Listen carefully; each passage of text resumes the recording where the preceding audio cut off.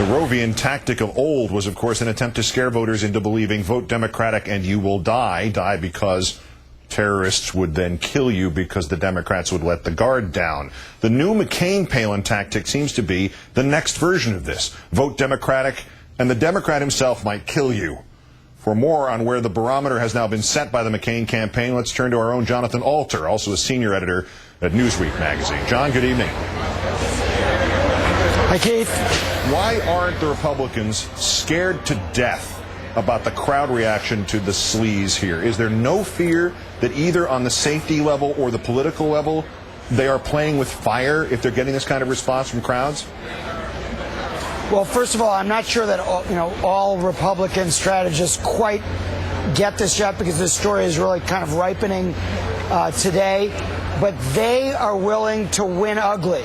More likely they're going to lose ugly. But they're going to do what they believe it takes to win this election. And all of the old standards about playing with fire, about turning people into human punching bags, unleashing the furies of the dark side of American politics, perhaps risking some people's lives if things get out of control. All of that is out the window in the service of winning an election. And the ironic thing is, it doesn't even help them. Mm-hmm. It's not smart politics, which makes it all the more terrible. If this was somehow, if you were a Republican and you thought, hey, this is going to help us win the election, but a smart Republican like a Mike Murphy type knows that this doesn't help them win the election. This is now Huey Long territory they've gotten into, which is to say a lot, I think. But if there had been some sense of backing off, presumably it would have come after the Secret Service began investigating the kill him comment, which kind of moved it out of the political realm and into the serious problem realm, and that didn't happen. Governor Palin amped up the rhetoric, if anything, today. Is she somehow encouraged by that reaction, and what is her next step? I mean, does she start just, cut out the middleman, call Obama a terrorist, start using his middle name herself? I don't think she's going to do the former, but she could conceivably do the latter. She is inhabiting the traditional role of the vice presidential candidate, which is that of attack dog. This is an old idea. Richard Nixon, when he was running for vice president, basically strongly implied that Adlai Stevenson was a communist. You saw, Dan Quayle in 1992 raising the issue of whether it was suspicious that Bill Clinton had taken a trip to the Soviet Union when he was a student.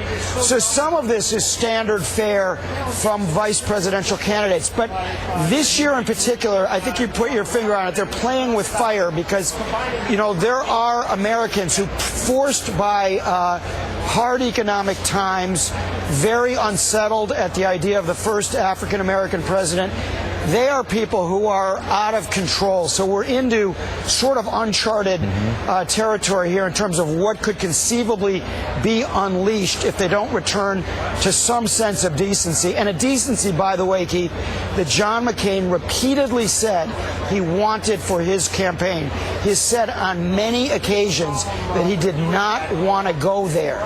And yet this is where we are. At my worst estimations of this man, I always thought he was about 50 times better than the last couple of days have suggested.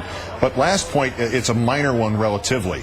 But the New York Times story on William Ayers that she keeps quoting, and beyond the fact that she keeps deliberately misrepresenting it, how do you get, without making somebody out in the audience go, wait a minute, how do you get to bash the media while reporting on its reporting, like relying on that reporting in the very same stump speech?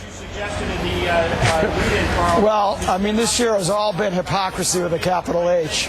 So you just add that one to the list. But who's going to notice? The New York Times, Newsweek?